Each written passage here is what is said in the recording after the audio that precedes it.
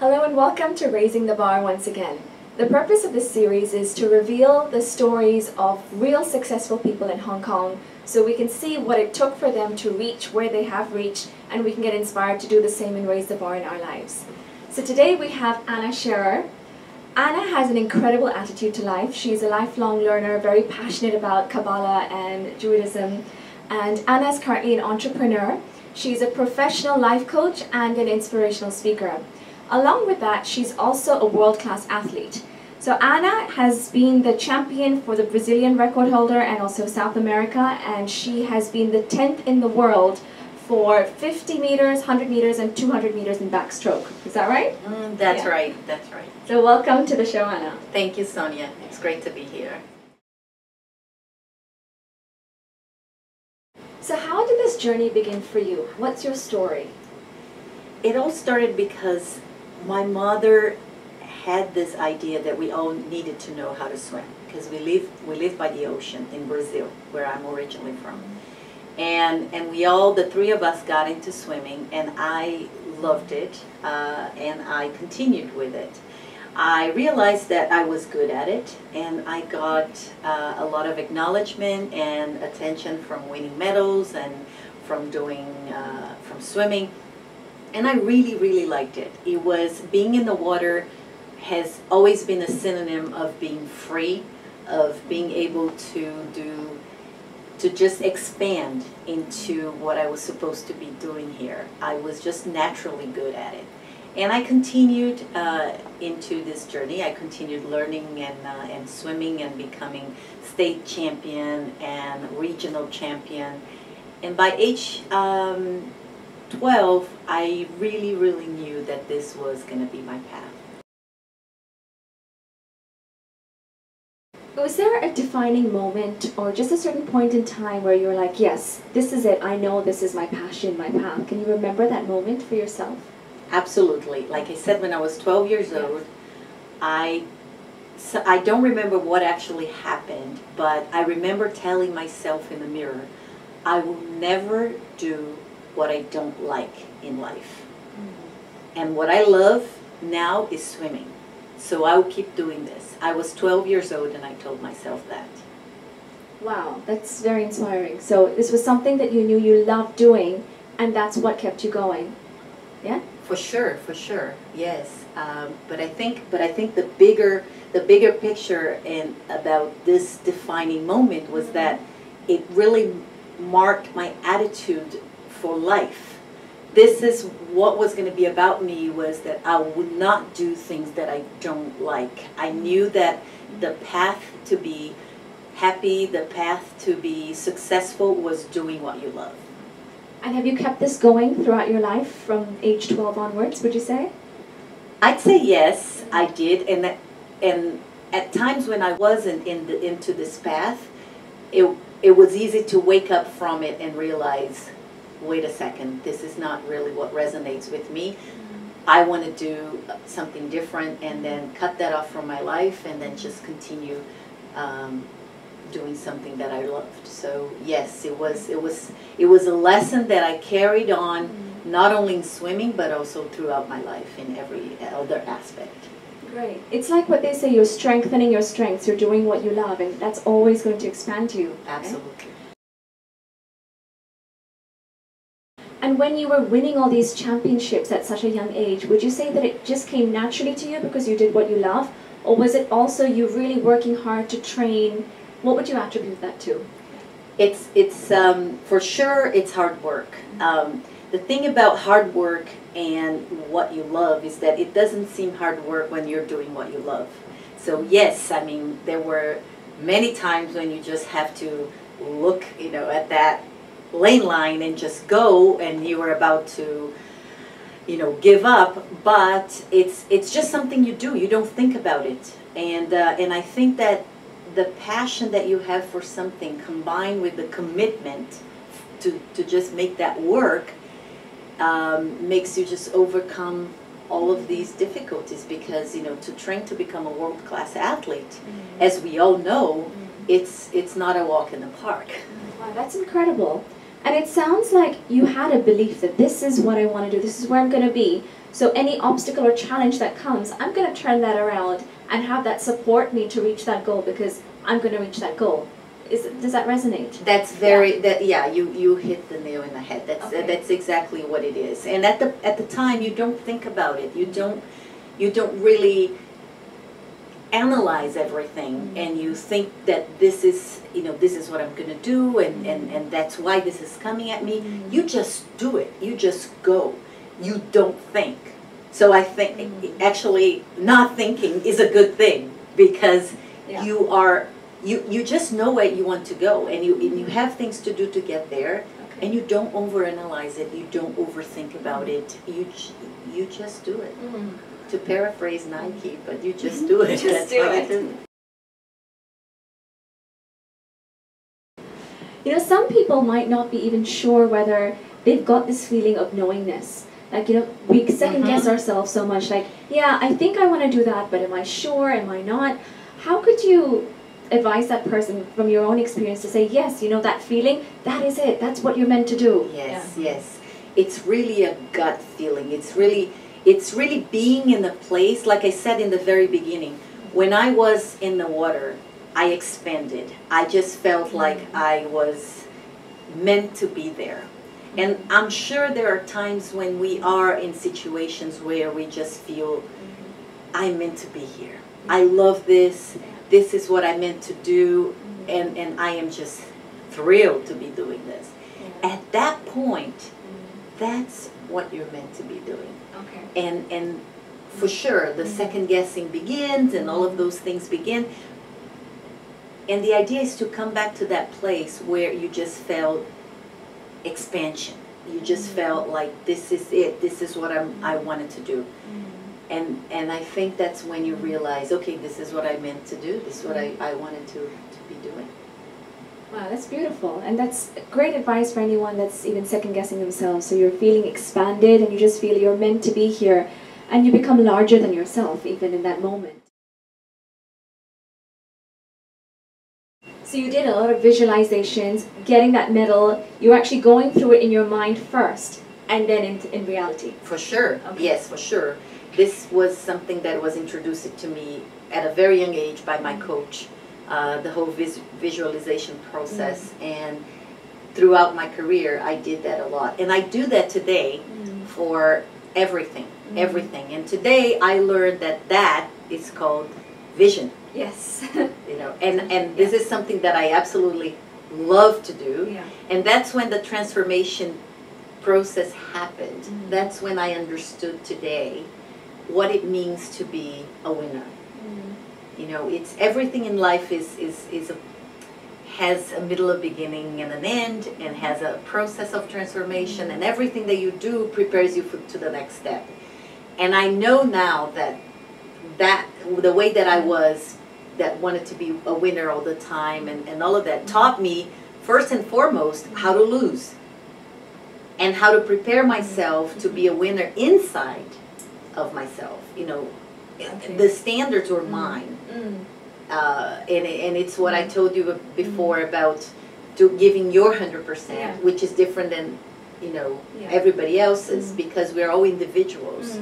And so I've learned so much from this. It's incredible how, you know, just something simple as swimming is a sport. You know, it's something that everybody does it all the time. But how that took me from being this girl that just loved how to swim into becoming today this person that I really love, which is someone that, you know, compromises nothing for my integrity and for what I want to do and for my beliefs. So lovely. There were so many jewels in what you just said. I'm just trying to pick a few of them because they were all incredible. I mean, I hear that you say that it's important for us to learn how to lose, because we're not going to win always all the time.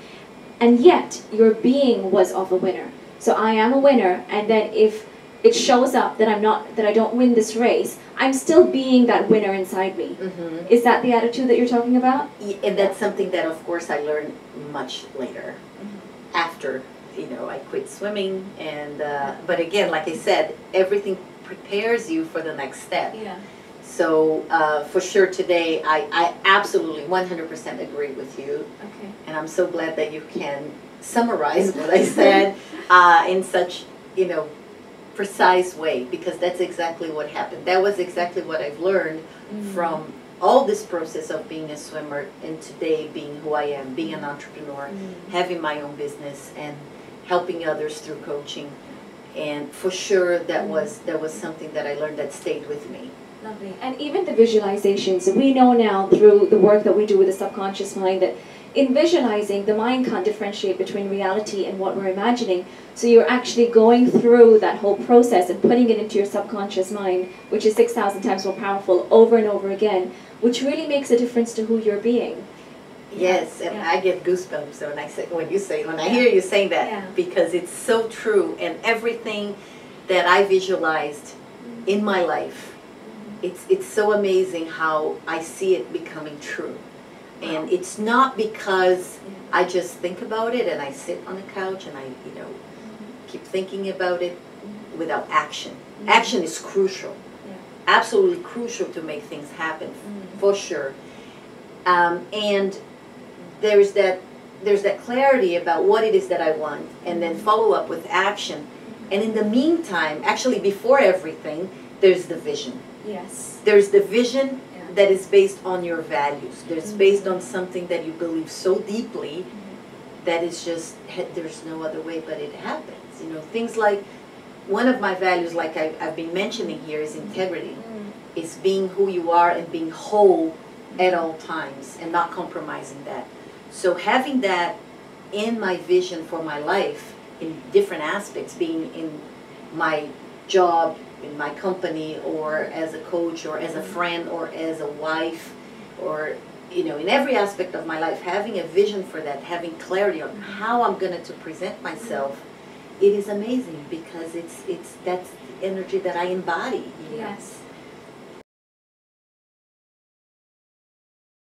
And as you've naturally transitioned into being an entrepreneur, being a wife, and owning your own company, etc., what qualities do you still carry with you? If you just had to define a couple of them, what would you say they are? Vision.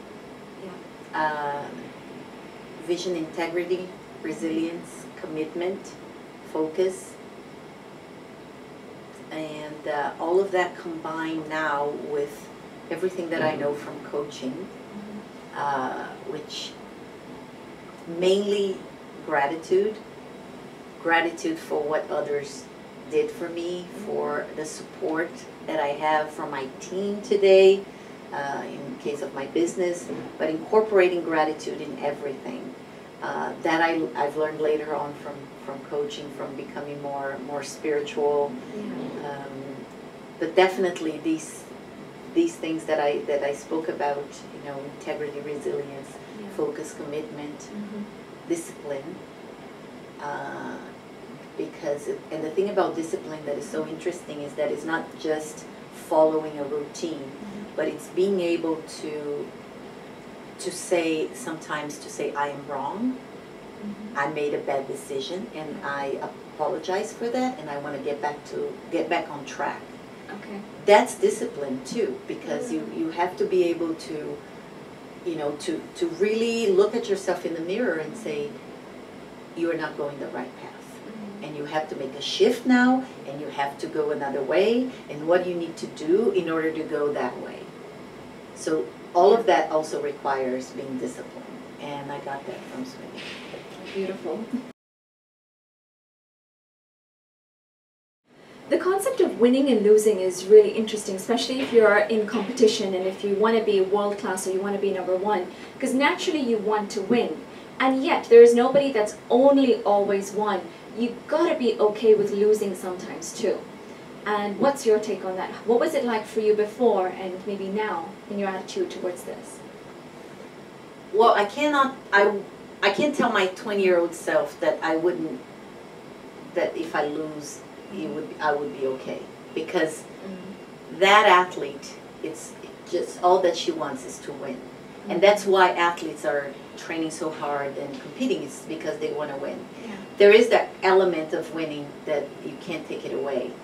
However, how you look at it, because you know that if there are 60 people swimming a race, you know, only one is going to win, you know you have to be okay with losing. And you have to learn that what you learn from that experience that is going to make you better for the next time. How do you take that for life, in life? I mean, if you have to learn with every experience, you just can't discard things because it didn't turn out the way you wanted. There's always a lesson there.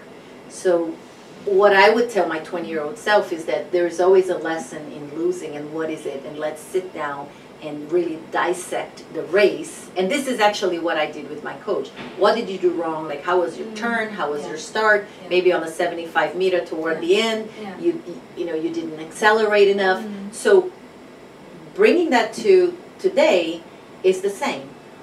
So you didn't get where you wanted. You didn't, you know, the result wasn't what you expected. What did you learn from it? Okay. How that makes you a better person. Yes. And anybody can use that. Even a super ultra competitive athlete can use that. That's a lesson that we can all use. And for any area in our lives. Any area in our lives. And it's also taking us away from being that failure and being that loser to, okay, let me learn from it. And that shifts our being immediately just by looking at it differently. Yes. And a true champion does that. A true champion does that. Again, a champion in every area of his or her life has to ask the question, what is it that I'm learning from this experience, as opposed to going to self-pity and going into this beating themselves up kind of journey that really doesn't help at all. So if you want to be a champion, if you want to be a champion in your field, a leader in your field, I would say ask the question, when defeat comes, what am I learning from this experience? And even when someone that really annoys you, or that, you know, it's there to kind of, seems to be there to hinder your growth, no, that's your best teacher. So what is it that this person is mirroring that I need to learn? What is the lesson here in the situation? You can still cry about it. You're allowed. You're allowed to cry and you know, feel sad about it or feel upset about it. And you need to learn the lesson. Wow. That's incredible. You know, you've given us so many jewels today. I don't think you realize how inspiring you and your life is. Thank you. And there's so much for all of us to learn from there. And this is coming from a true champion. So if we can even just take one thing that Ana has said today, from being in integrity, really listening to yourself, being in gratitude, having that commitment, that resilience. There's so many jewels there. If we can just take one of those and apply it to our lives, I'm sure it can really raise the bar, and we can take ourselves from where we are now to reach that next level and go on to be #1 just like yourself. Thank you so much.